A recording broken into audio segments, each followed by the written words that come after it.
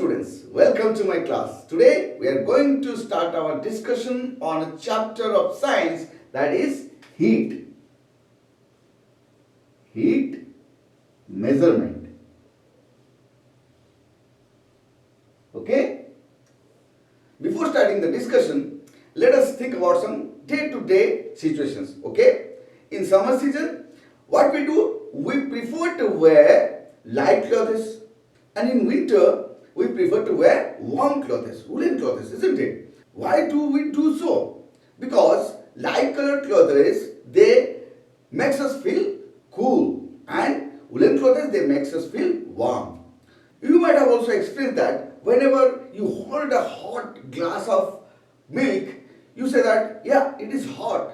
And when you have a bottle of cold drinks, you say it is cold. So, what makes us think that it is hot or it is cold? It is the degree or the level of hotness or coldness. Okay. So, the level of hotness or coldness, or the degree of hotness and coldness, it is nothing but temperature. Okay.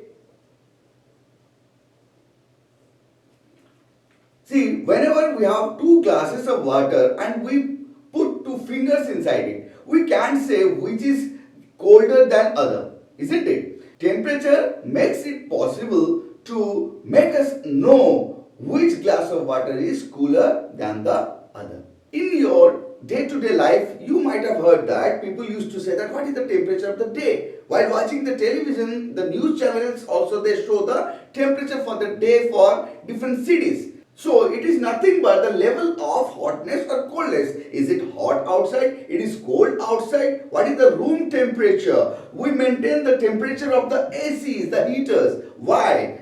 Because we need the hotness or the coldness as per our convenience. Okay. So whenever there is hotness and coldness and we wish to measure it, we cannot measure the object just by touching. We need to have the temperature of the object to decide whether an object is hotter or cooler than another object. Okay? Students, let us now discuss about heat, a form of energy. Okay? Before the discussion, let us think about energy. Okay? What is energy? Energy is the ability to do certain work. Okay? That means whenever we need to do some work, we need energy, isn't it? This is the practical thing we face in our day-to-day life. If we wish to lift a box, we need some energy. If we need to ride a bicycle, we need energy. Whenever we feel down, we hesitate to do some work. Some people start saying that, hey, you are lazy. No, might be at that particular moment, we don't have that much of energy to do that particular work. Okay, so you might be thinking that, sir, how come heat and energy, is it doing some work? Yes, let us discuss now. You might have observed that whenever we put a rice bowl to boil some water with a lid on it, what happens? After some time, when the water starts boiling, the lid which is put over the bowl, it started dancing up and down, up and down. Why? Why do it dance actually? Or why do the lid keeps on moving? And sometimes it also falls down. Why? What makes it fall down? Because we know that to move something, we need energy. So what is behind it? It is nothing but the heat. So what happens when we light the fire? Fire generates heat. Okay? The heat helps the water to boil. Whenever water boils, we know that it converts into water vapor, thereby increasing the volume. When the volume increases, the water vapor, they need some more space which is not in the bowl. So they need to go out. But the way is obstructed by the lid. So they say that, okay, lid, we need to make you go out of our way because we need to go out.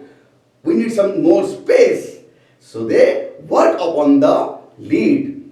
That's why the heat that is created by the fire, it creates some energy, and that energy is used to make the lid go up and down again and again, and sometimes it also falls down. So that is why we call heat is a form of energy. Okay? So students, if we need to define heat in terms of energy, we can define it like this. Heat is a form of energy that makes an object appear hot or cold. Okay? This is the definition of heat. Students, let us now discuss about the conversion of energy. That means transformation of energy from one form to another form. Okay? So, let us do an activity now. You need to join me. Okay? What we need to do? We need to rub our palms like this. Start rubbing faster and faster and faster for some time. Okay? Keep on rubbing. Keep on rubbing. Now, stop. Now, put your palms on your face. Do you feel your palm to be hotter? I hope so. Why does it so? Because when we rub our palms, there is frictional force acting between the surfaces of our palm, which generates the heat energy. Where the energy comes from? It is transformed from the mechanical energy to heat energy. Okay, when we keep on rubbing our palms, it is mechanical energy, and because of that mechanical energy, our palm gets hotter. That means the mechanical energy transforms itself to the heat energy. In our day-to-day life, you might have seen that food is being prepared on gas stoves. Okay, what happens over there? At home, we use electrical heater to heat water. In that case, what happens? The electrical energy which is there in the water heater, it converts into heat energy. Okay, same way, whenever we cook food, we use gas stove. In that case, chemical energy transforms into heat energy. We can have lot many examples for the transformation of energy from another form to heat energy. Same way, we can have examples of transformation of heat energy to another form of energy. You might have heard about thermal power stations, where the electricity is being generated but using heat energy. Thermal power means it is actually providing heat energy, and that heat energy is transformed into electrical energy. In that way, different forms of energy are also converted into heat energy. We need certain kind of conversion of energy because different work needs different kind of energy. We cannot have only electrical energy to heat water. To heat water, we need heat energy. That means it has to be converted into heat energy. So electrical energy is converted into heat energy. Okay, so this way the conversion of energy works. Okay, students, today we have discussed about the basic concepts of heat energy and temperature. Okay, hope you have understood everything clearly. If not, please watch the video again. We will discuss more about heat energy in another class. Till then, keep practicing, keep revising, and most importantly, keep smiling.